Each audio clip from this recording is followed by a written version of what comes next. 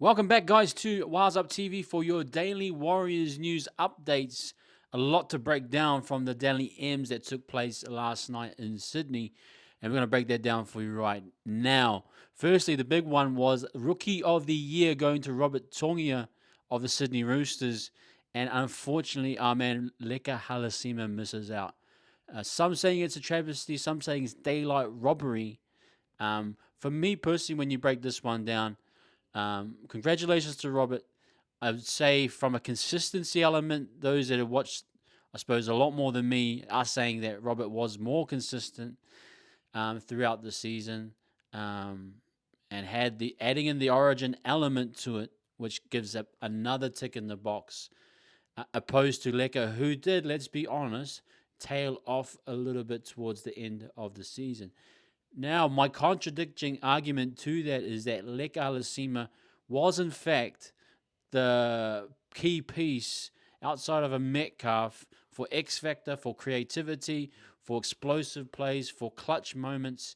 Without Leka Halasima at the Warriors this year, we might have been a team that might not have been sitting in top four, but might have been sitting outside of the eight. There were times he started full games. There were times he came off the bench. Yes, he was being blooded in uh, differently throughout the year, should we say, from Webby. A lot of tail off in towards the end of the season where the team all fell off. But I think a lot depended on Leka creating something for this team to be successful. I think for a young 19, 20-year-old to be asked to do what he was asked to do speaks volumes of how much of an impact he had on our team. And when you add all those factors in, there's an argument to say that Leka deserved it. But congratulations to Robert. Again, it's one of those things we'll live to reflect on, like a SJ in 23 against Kalen Ponga. Well, this is one when you can use motivation for. If you really feel robbed, I harken back to a Michael Jordan coming third in the draft and taking that grudge to proving that he wanted to be the best. We should have been drafted first. Why doesn't Leka use this and say, hey, I should have been rookie of the year. I'm going to come back next year and going to have one of the best seasons of the year and win a back row spot. Or maybe go for center of the year and beat Robert Tonga at his own game. Let's wait and see what happens from there. But it's not all negative, people. Erin Clark wins the Dally M Lock of the Year. Well deserved, um, should be celebrated. I think this man got robbed of the Simon Mannering medal. And so rightfully so, he won Dalium of Lock of the Year. Amazing performance. We know all about Erin, his consistency throughout the year. What a comeback from a guy that was at the Titans, kind of a fledgling player, was labelled as a sin binable player every week, poor discipline. He comes to the Warriors, Webby works with him, sorts everything out, gets him going again, and now he's won a Dalium Lock of the Year. What an amazing season that is. Credit to him and his family for the success he's had.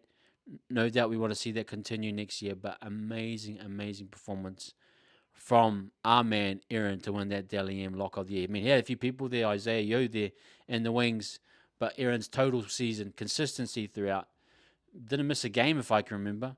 But his impact through the middle accounted for a lot of the lost yardage from AFB, accounted for a lot of the energy and tempo in our sets. Defensively sound, everything that he was involved in, we needed an Erin Clark on that team to be successful this year. Massive congrats to him. Payton Takimmoana wins Dally M Wing of the Year and her first maiden season. Surprised, I thought she might come in under the rookie of the year system, but obviously it's for directly out of high school. I think she's played professional rugby, so but nonetheless, Payton wins that award. And what an amazing season she had. She had 13, 14 tries, I can't remember. A try and a game on average. Done it in the centres as well. Amazing finishing ability, consistency throughout of her game, and what an athlete she is. And congratulations to her. Looking forward to seeing what she can do in the future. Hopefully, the club are looking at a long-term contract there. I think there's a lot of growth for her personally, but no doubt she deserves every bit of it. Lauiti'Iti, Ivana. Ivana, what a season from her, has extended in recent reports from the Warriors to 2027. That is one that we wanted to get locked down. With the movement that's happening between the Broncos and the Roosters, Jesse Southwell has just either left or broken contract. I'm not sure if her contract finished with the Knights. She's going to the Broncos next year. The Broncos and the Roosters seem to have all the money in the world to be able to get these girls over there. I was worried personally with the Ivana Lauiti'Iti getting locked up, getting an opportunity and saying, here's 200K for you next year. Some of it under the table, bit of a brown paper envelope, brown paper bags. Come play for the Broncos. A talent like her definitely could have happened. But congratulations to her to signing with the Warriors to 27. That is a great contract to have for us. As massive upside and potential. We saw the impact she makes off the bench. Thinking even with a bit more fitness, a bit more under her next year with Ron working again with her, when the genetics that she brings from her dad and her mum, obviously, she's got that skill. She's got that power game. She's got that game that can draw 5-6 defenders in. Now, if you get a quick play ball off the goal line, you swing it wide. There's 3-4 man overlap, but she has that type of ability. So, well done from the club. Well done from everyone involved in that. Wishing her a good off season, and hopefully we will see her come next year. Lastly, just some interesting outside of the scope information that just dropped. Across the pond, should we say, over in the Super League, the Lee Leopards have forfeited the semi-final against the Wigan Warriors over a dispute for ticket allocation for the away fans.